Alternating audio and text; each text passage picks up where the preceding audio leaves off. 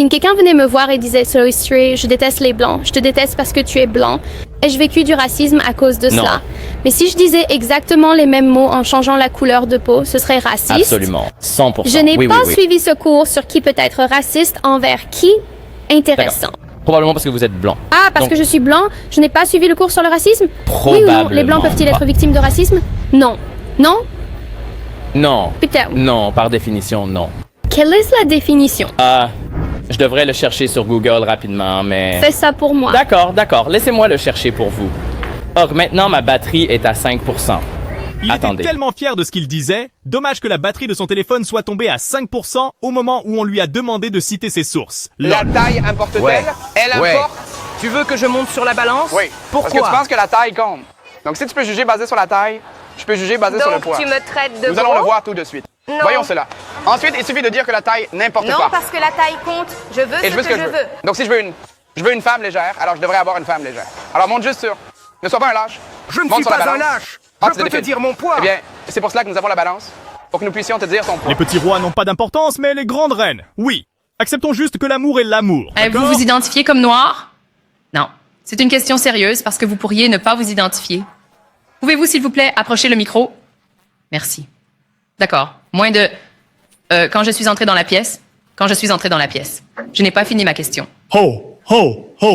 Jeune fille. Je vous demande simplement de m'écouter pendant que je pose Et je ma suis question. sur le point de répondre à la première D'accord, question. mais je n'ai pas fini ma question. D'accord.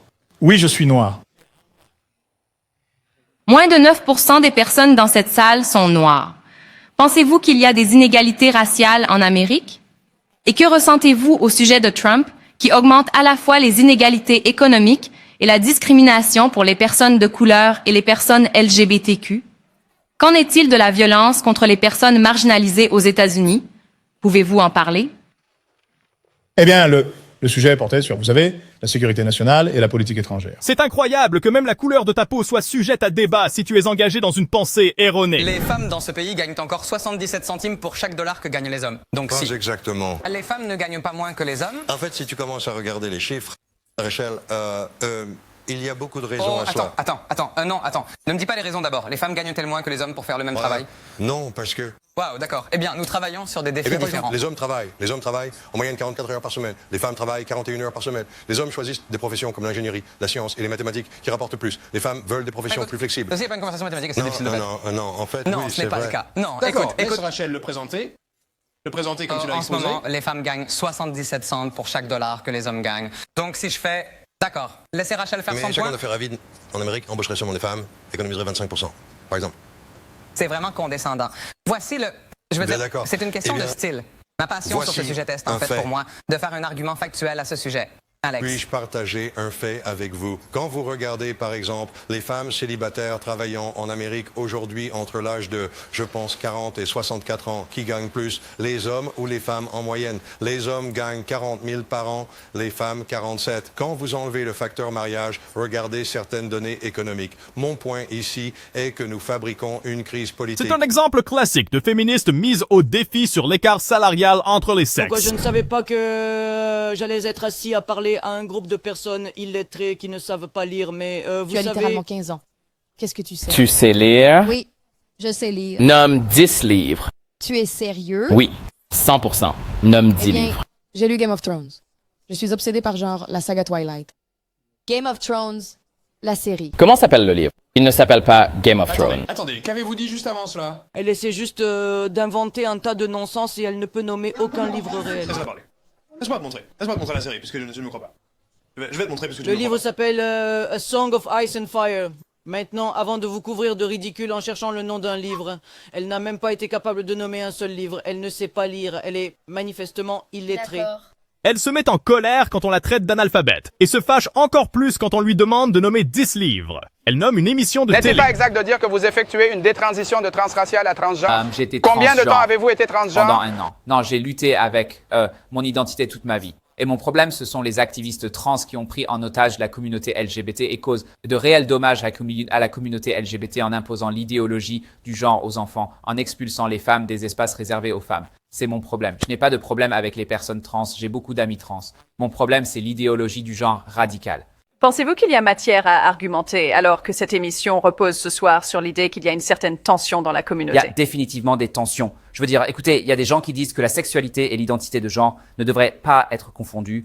Et je pense que le vrai problème réside dans les éléments les plus extrêmes des activistes trans qui poussent cet agenda en appuyant toutes ces choses sur les enfants, en poussant pour des hormones chez les enfants et des bloqueurs de puberté. Quand quelqu'un qui a détransitionné partage ses préoccupations, il est important de mettre de côté l'orgueil et d'écouter. Je suis mathématicien et physicien ici, donc je pense être assez, vous savez, qualifié pour dire que la plupart de ce que vous dites est basé sur, disons, d'anciennes données. Le trouble de l'identité de genre, c'est un DSM-4, mec. Nous utilisons le DSM-5 maintenant pour que les psychologues puissent parler. J'ai littéralement cité le DSM-5 dans le discours. Et cela s'appelle dysphorie de genre, qui est le terme que j'ai utilisé tout au long du discours. Pas trouble de l'identité de genre. Tu parles comme un idiot, mec. Tu n'as pas de meuf et tu n'es même pas capable de mouiller ta femme, mec. Alors qu'est-ce que tu racontes? Des personnes du troisième genre, je ne dis pas ça. Des personnes du troisième genre existent dans les sociétés amérindiennes, les sociétés d'Afrique de l'Ouest, comme les sociétés amérindiennes du Sud, comme le Mexique. Donc, dans d'autres endroits qui ne sont pas dominés par les blancs. Je dis qu'elles sont biologiquement incorrectes. Et donc tu dis que les non-blancs, je suis mathématicien et physicien. En tant que mathématicien et physicien, qu'est-ce que vous savez à propos de la biologie humaine? Votre logique est tellement défaillante en tant que mathématicien et physicien,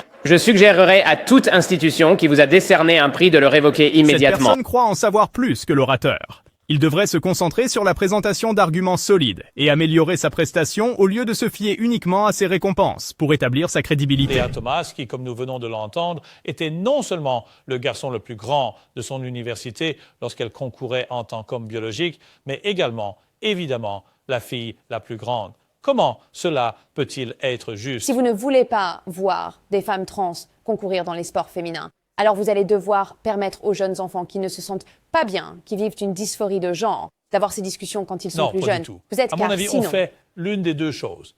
C'est très simple. Soit les femmes trans concourent contre d'autres femmes trans dans une catégorie entièrement nouvelle, soit elles concourent contre leur sexe biologique, car c'est la biologie avec laquelle elles sont. Elle insiste pour que les hommes biologiques aient leur place dans les sports féminins, alors que la science montre clairement un avantage. Comment cela est-il équitable pour les femmes? Et les communautés autochtones ont utilisé des personas deux esprits pour l'ensemble de leur culture, et cela m'amène à ma question. Quand vous dites que le transgenrisme doit être éradiqué complètement de la vie publique, je vous demande, Monsieur Knowles, comment pouvons-nous éradiquer quelque chose qui existe depuis aussi longtemps que les humains? Eh bien, oui, il y a eu toutes sortes d'idées folles et terribles pendant très longtemps aussi. Vous parlez de civilisations qui ont pratiqué des sacrifices humains, d'accord? Vous dites qu'une ancienne tribu païenne adorait des démons et donc nous devons castrer des enfants. Ce n'est pas un bon argument. Oui, c'est vrai. Il y a eu toutes sortes de tribus terribles. En fait, aussi récemment qu'il y a un peu plus de... Il y a 500 ans, les Aztèques ici dans l'hémisphère occidental ont massacré 80 000 personnes dans un sacrifice à l'un des démons qu'ils adoraient sur une période de 4 jours. Ce n'est pas une recommandation de le faire. Je ne pense pas que nous devrions. Considérez-le. Vous faites référence à une notion de plus en plus populaire à gauche, qui est l'idée des deux esprits parmi diverses tribus autochtones. Ce n'est pas réel, c'est une invention des libéraux blancs en Amérique. Il y a eu diverses conceptions du sexe et du genre tout au long de l'histoire humaine. C'est si simple. Pourtant, elle ne comprend pas.